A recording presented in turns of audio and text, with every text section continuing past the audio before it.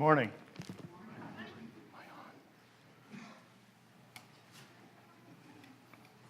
The light's green, I think I'm on. There we go. We're going to be in Ephesians chapter 6 this morning. Ephesians 6, verses 1 through 9.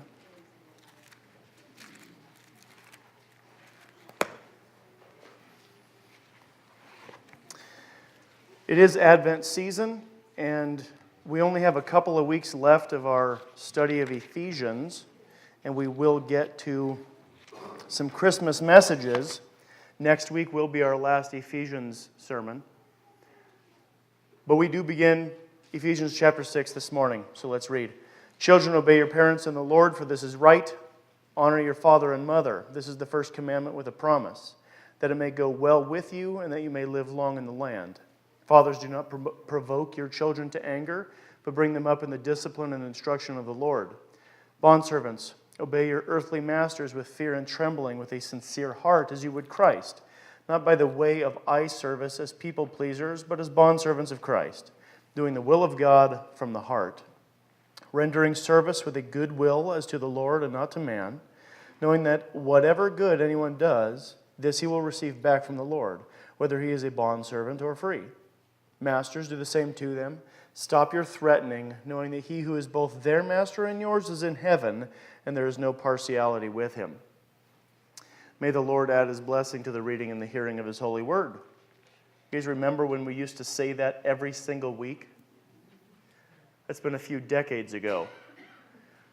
His blessing is repentance, a change of mind for the people who have ears to hear his holy word. So with that in mind, let's pray. Lord, I pray that you would change our minds about these things that we're going to be talking about today. Not only so that they would know what you know, but so that we can think how you think. I pray in Jesus' name, amen. Today I want to keep our attention on Jesus, which we've had some Advent discussions. We've had some songs that are pointing to Christ. I would suggest that even Paul's writings today, even though it's about child rearing and slavery, are intended to keep our attention on Christ. Last week we talked about marriage. And this week it is child rearing and slavery. Now, some people might hear this bondservant issue or this slavery thing and think either that's old news, not applicable anymore, or maybe your mind goes to this picture of maybe a wooden ship filled with kidnapped Africans to be sent across the ocean to be sold at the slave markets. That's not really what we're talking about. I mean, that was a horrific period of time in our history of mankind. Horrific. That's not exactly what we're talking about here in Ephesians. Now, make no mistake, they're still being owned, right? It's still slavery. But Paul spends zero time trying to defeat slavery. He's actually making a comment to those who are slaves and those who are masters as if they will continue being slaves and masters. We'll get to that later. Don't let the terminology get you stuck yet. But still, the two topics of marriage and children. How many things can be said about those two topics? You think you could write a book? How about a bookstore full of books? He gives 12 verses on marriage, specifically on marriage, and really only of those 12, 8 are specifically about marriage. He sticks in a couple of verses or statements within the text pointing it back to Christ and the church. But really, 8 sentences about marriage. Not 8 books, 8 sentences. 4 on child rearing. Is that it? I still have questions. Right? That's all you're going to tell me. Well, we're missing something. We're actually missing a lot, it seems like. It seems like he hasn't said enough if this is all we're going to get. Unless he's not talking about child rearing and slavery. Ephesians 5:21 gives us our functional heading of the rest of chapter 5 and into chapter 6. And this is what we're doing in keeping our eyes on Christ. This heading, underneath this heading, we get marriage, child rearing, and slavery. From there we go on talking about the armor of God. But here is the heading statement. Okay, talking about people interacting with one another, he says, submitting to one another out of reverence for Christ. Submitting to one another out of reverence for Christ. It's the reverence for Christ that draws him to the discussion of marriage, children, and slaves. It's a reverence for Christ. It's not, hey, concentrate really hard on children. It's actually, because you're concentrating on Christ, here's a comment about children. We're going to keep our eyes on Christ. But in our culture, we have the basic belief that all people are equal in every possible way. And that's actually not God's design. And anybody who works in a business understands that. The janitor, though created in the image of God, is not as valuable as the CEO. Right? If the CEO doesn't come to work, big problems happen. If the janitor doesn't come to work, little problems happen. We already understand that. There's two ways to look at the value of a person. There's personal value, in which case everybody's exactly the same, all created in the image of God. Infinitely valuable. But there's an economic value to people. Economic, not as in financial, but the word economic is the idea of the investment and management of rare commodities, like your time or a project. There's some people of a higher economic value and some of a lower economic value, and we already understand that. So for us to say every single person is exactly equal in every possible way, we're ignoring our own understanding that that's actually not true. But we don't even need to ask our culture, we can just ask Paul.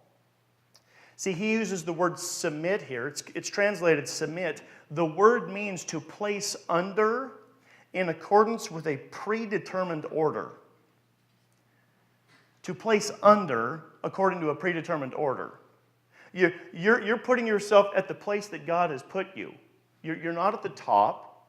You're somewhere right here. That's submitting. It's actually being in that place that God has designed for you to be in. It's not because you're less valuable as a person. You're still created in the image of God. But this idea of submission is God has a place for you and it's yours. Paul's call is, out of reverence for Christ, you live that life with all that you've got.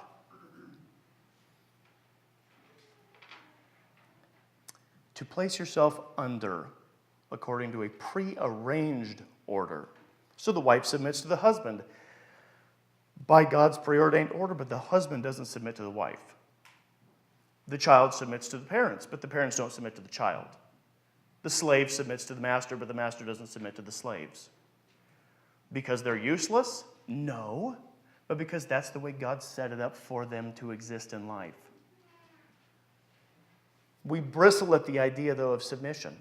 Here's two reasons that I can think of that God invented the idea of submission. One is freedom. That sounds opposite. I'm submitting myself. How am I free? Actually, we have a Facebook mentality that I have to fix every single problem. You just watch my Facebook feed. I will have a solution for every problem that anyone has ever had, ever, and I'm going to post it and show you. You know what the problem is? I can't actually fix those problems. I have my problems to deal with. Right? Now, we have a president-elect, and there's debate on whether he's going to be useful or not. The issue is, he has the responsibility of having a button, and I picture it as a big red button, and it launches every nuclear missile that we have.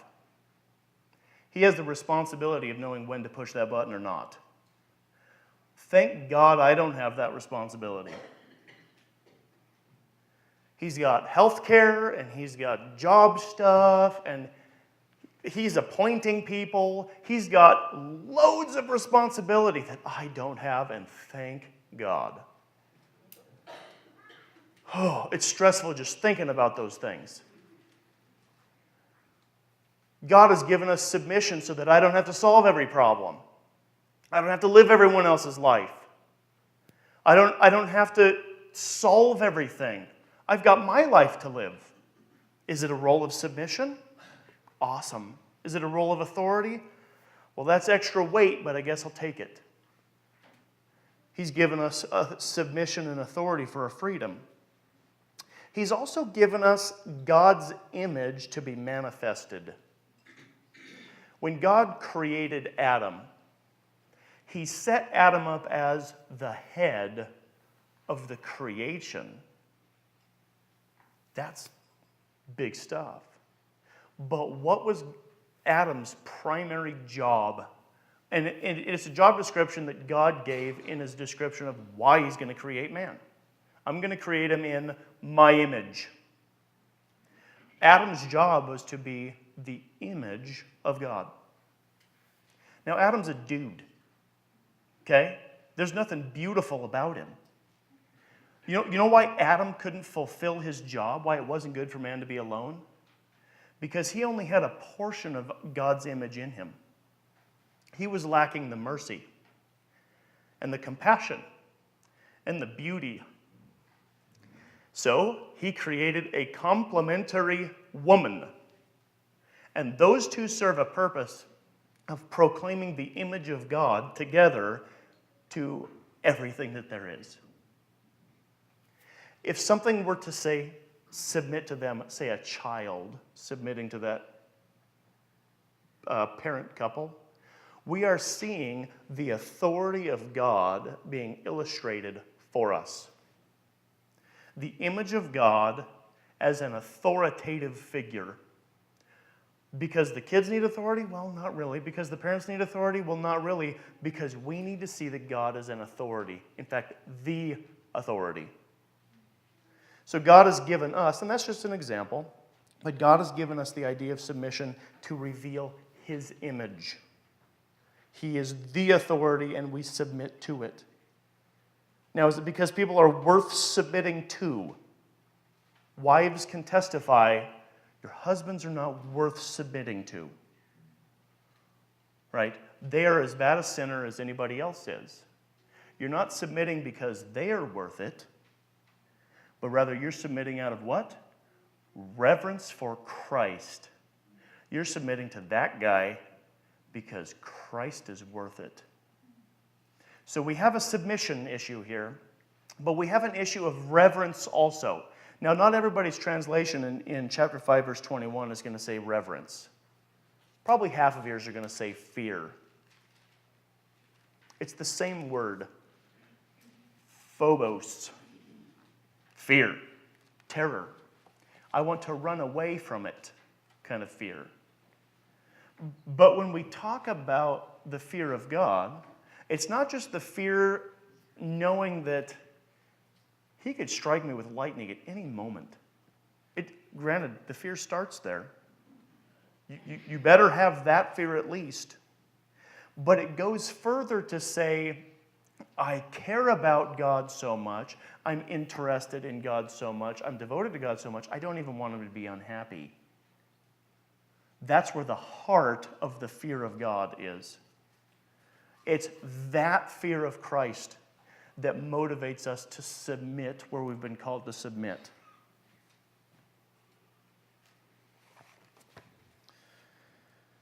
So, we engage in our marriage roles correctly, our parenting roles correctly, our master-slave relationship roles correctly, because our concentration is on Christ's joy. When Paul spends such a short amount of time describing child-rearing, or the slave-master relationship, which we'll get to, when he spends that short amount of time, what he's doing is he's keeping us from concentrating on the things. You ever have that, especially parents with younger kids? You end up concentrating on the kids. Like, how come I can't fix this one problem? I've been dealing with this one problem for weeks and months. This one problem. It's all about this one problem. Well, actually, what Paul's doing is he's taking a hand on each side of our faces and he's going to go, let's glance at child rearing for a second and then we're going to look back at Christ. Don't get drug into the child rearing or the slave issue or the marriage. He's going, glance at that, know that, and here's some important stuff to say about it, but let's look at Christ. It's out of a reverence for Christ that we glance at these things. So let's look quickly. For children, this is in chapter 6, verse 1. Children, obey your parents in the Lord, for this is right. The idea of obey is not just do what mom tells me to do. It's actually listen to mom. It's listen and do. That's what the word means. Children, listen and do what your parents are telling you to do. Well, some of the kids might be looking at their dad and saying, well, that's easy for you to say. Actually, it's not. You see the weight of this? Honor your father and mother. This is the first commandment with a promise, that it may go well with you and you may live long in the land. The live long in the land is dependent somehow on the parents. That's a weight. That's a weight. That's a weighty issue. The responsibility of raising up children. So to a kid, yeah, it may sound simple. Obey your parents. That is a weight that we carry as parents. The in the Lord statement at the end of that, or in the middle of that, obey your parents in the Lord. It's an acknowledgement that this obedience is something that's bathed in a love for, an understanding of, a motivation by, an intended pleasing of the Lord. Even for the children, your obedience is based on a devotion to Christ. Now, the quotation is from Exodus. It's one of the 10 commandments. Paul's the one who adds the thought that it's the only commandment that comes with a promise, which is a little bit weird, because God had promised blessings and cursings based on following or breaking this law. He'd already given that. In fact, there was this big, weird ceremony. We're going to get half the people on this mountain, half the people on this mountain. They're going to shout the blessings and the cursings back and forth at each other. But here we have in the commandments one of the blessings. He didn't even wait to read them, and then we'll separate them out. You stand over here, and you're going to yell out, so we can live long in the land. It's actually in the commandment. That's weird. Now, we're going to come back to why he placed that in there, but we need to know that God is a gracious God. And he shows it in that commandment. Obey your father and mother, that it may go well with you, and that you may live long in the land. This blessing is going to look like a blessing given to the wife, and it's a blessing given to the slave, because this God is a gracious God that we look at. Because wouldn't it make sense to say that you may live long in the land after any of the other commandments? If you don't murder, you'll live long in the land. If you don't covet, you'll live long in the land.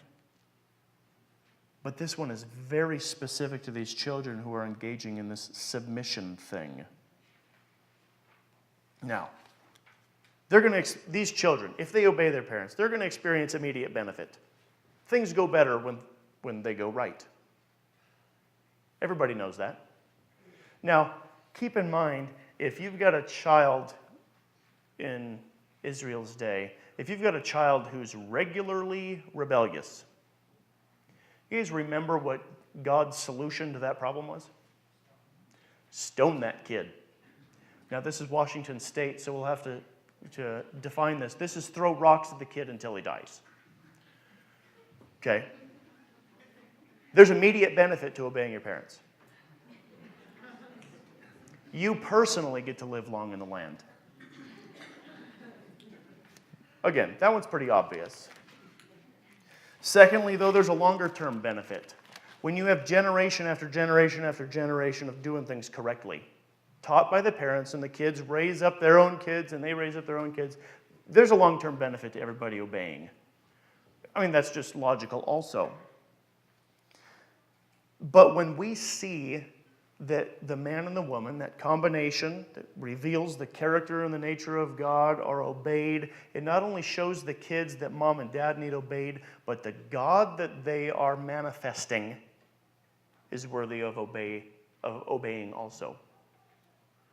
There's a much bigger reason we are learning about God in the honoring of our parents, because God is the supreme authority. Now, it continues though, verse 4, fathers, don't provoke your children to anger, but bring them up in the discipline and instruction of the Lord, in the nurture and admonition of the Lord, in the training by doing, and in the training by hearing of the Lord. That's what the two words are talking about. You're not only going to be acting correctly as dad teaches you, but you're going to be knowing correctly as dad is speaking to you. That's what the discipline and instruction of the Lord is. Now, keep in mind, children are supposed to obey the parents. They're equal, according to the kid. But what about the provoking? It's called specifically to the father. That's going to bring our attention back to last week's sermon, where the husband is head of the wife. He's also head of the family.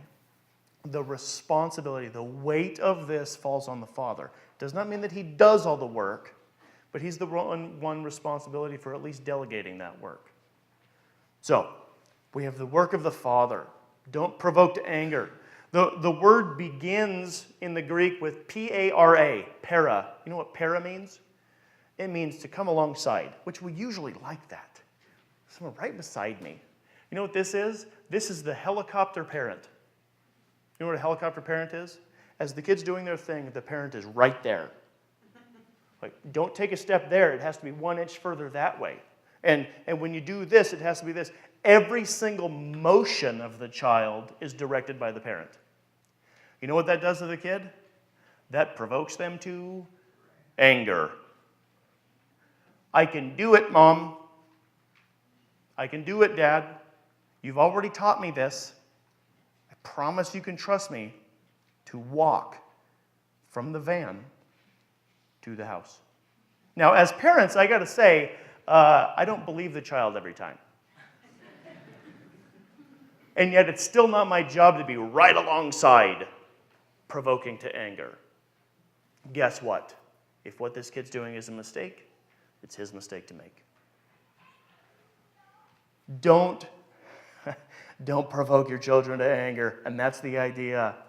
Sometimes you got to let them make a mistake. But instead, lead them in doing and lead them in understanding of the Lord. All right, now bondservants. Bondservants. You know what's weird about their culture?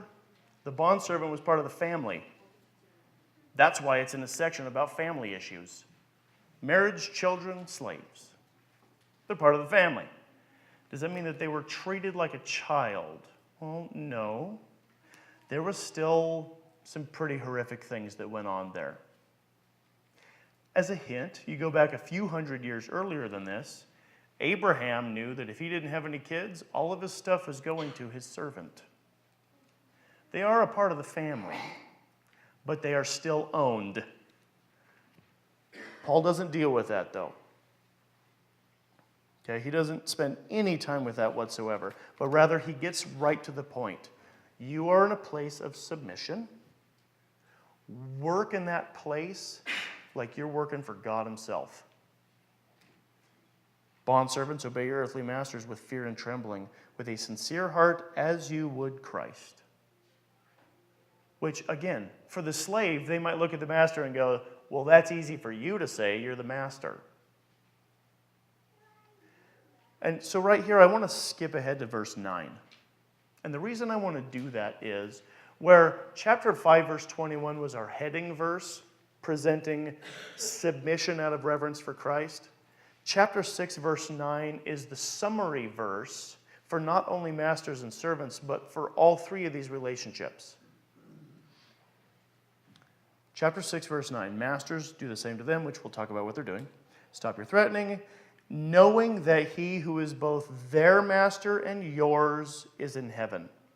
and there is no partiality with him. He does not count one more important than the other.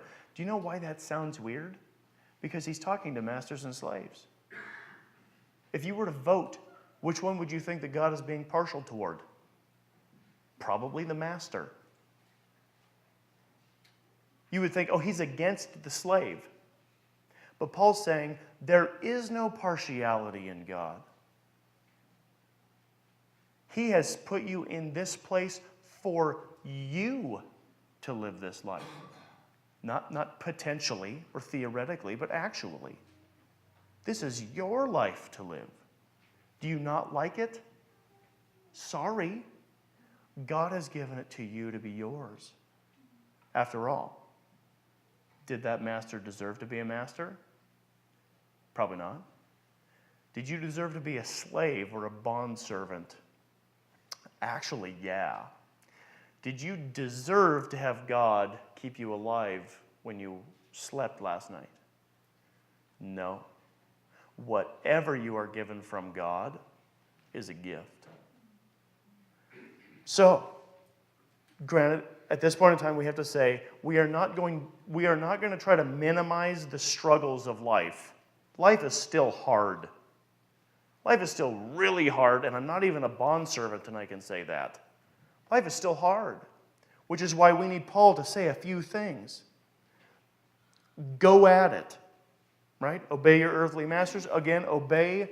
Not only do what you're supposed to do, but understand what you're supposed to understand. Fear and trembling. Man, back to that phobos again. Terror. But with a sincere heart. The word is pure. You know what an impure heart serves like?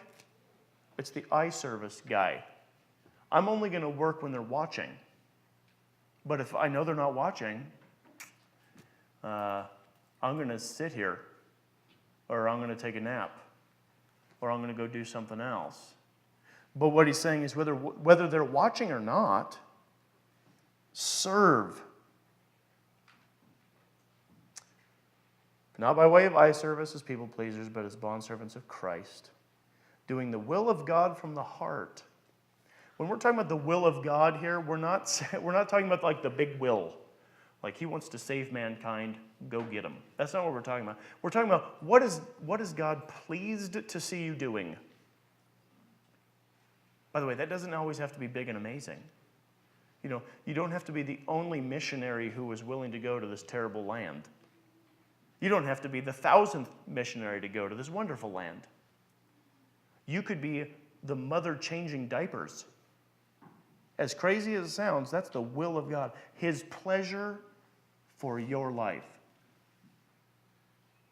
You could be the bondservant who maybe in the past you had made some bad decisions, and so you had to sell yourself to this rich guy just to be able to feed your family. Maybe you are that bondservant. Okay? And now you live that life for Christ. Easy? No. Worth it. Why? Out of reverence for Christ. You're rendering service, this is verse 7, rendering service with a good will, as to the Lord, not to man. Knowing that whatever good anyone does, this he will receive back from the Lord. You know what's crazy about God? He plans a life for somebody. He gives them all the things that they need, all the provision. Maybe they don't understand that they've received the provision, but God's given it to them. And they've got this life to live, and they struggle, and they go through it. And when they're all done, he, as a gracious God, gives gracious gifts. In fact, we've already seen at the beginning of Ephesians, what does he give to those who are his children? All things. Heirs. Heirs of all things. When you live this life pleasing God in all that you do, he's going to actually gift us something. That is breathtaking. Because I got to tell you, as I go throughout my life doing little projects here and there, none of them are perfect. And yet the perfect God it's his will that I do them. And that he's pleased with that work. That's mind-blowing. What a gracious God. And then he adds this thing here. He will receive back from the Lord whether he is a bondservant or is free. That's why God gives no partiality. Are you a slave? He's going to give you a beautiful gift. Are you a master? He's going to give you a beautiful gift. Because you're a master? No. You're no better than the slave was. But as a gracious God, he gives it. What about masters? Do the same to them. Do what to them? There's not agreement in all the really smart Christians about what they're supposed to do. Masters do the same to them. What are we talking about? I'm going to go with this. The very previous statement. Whatever anyone does, whatever good anyone does, this he will receive back from the Lord. Masters do the same to them. If you have a servant and you see him working, striving as unto the Lord, be gracious to him. The dude is owned. He has nothing. He has actually less than nothing. He doesn't even have himself. You own him. Be gracious to him and give. And don't abuse the workers. Right? Stop your threatening. Why? Knowing that you both have the same master. You both follow Christ. And he's not partial. He hasn't called you better and him worse. Be kind and gracious and compassionate. That verse 9 is what keeps our mind straight on this whole submission thing. It's all about Christ.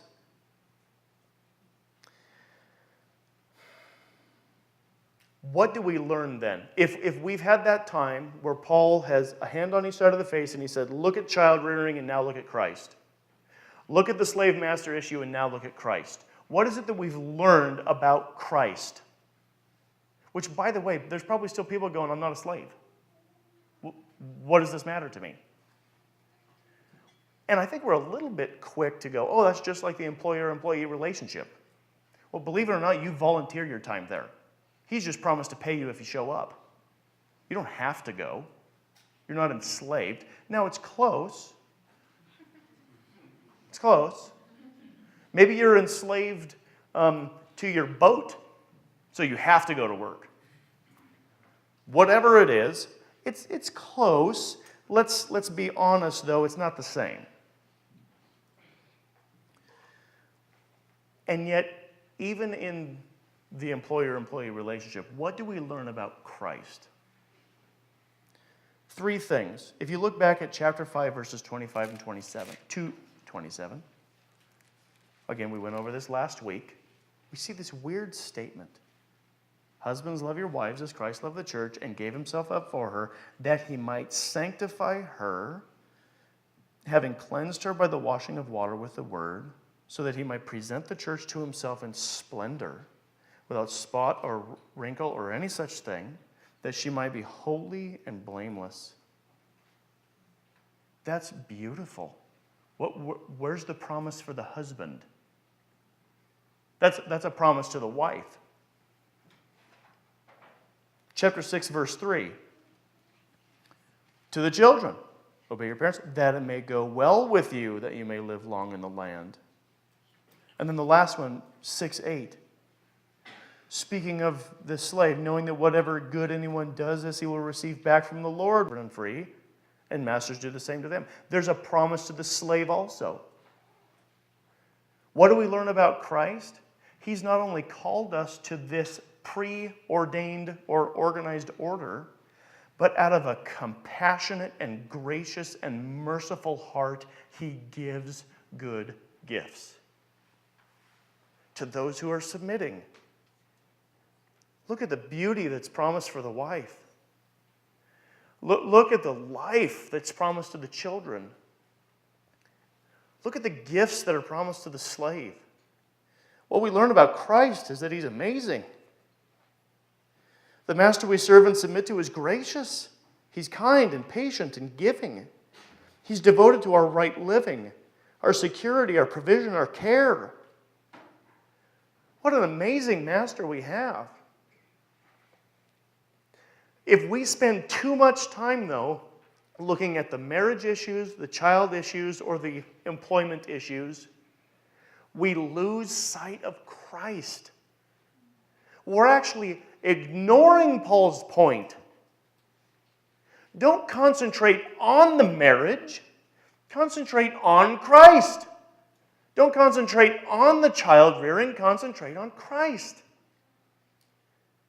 Now, you might have a terrible boss. Stop concentrating on your boss and start concentrating on Christ. That's the call here. It is so easy to get distracted. So easy. We end up with two things. We concentrate so hard on the stuff that we forget about Christ, or we just stop. It's too hard, I'm done. Plus, if I fill out the right paperwork, I can stay home and the government will pay me to do it. This submit out of reverence for Christ, it has a very heavy implication towards something. And what it's implying is living. You catching that? You're living your life. It's not surviving your life. Wives might think they're surviving their husband's authority, but the intent is to live passionately. Children living passionately. Bondservants living passionately. There's a life to be lived out there, and it's what Paul calls doing the will of God from the heart. It's not concentrating on the stuff, and it's not running away from life. It's this idea that Christ is so amazing. My thinking about him is so sweet that everything is worthwhile to live that life. Let's pray.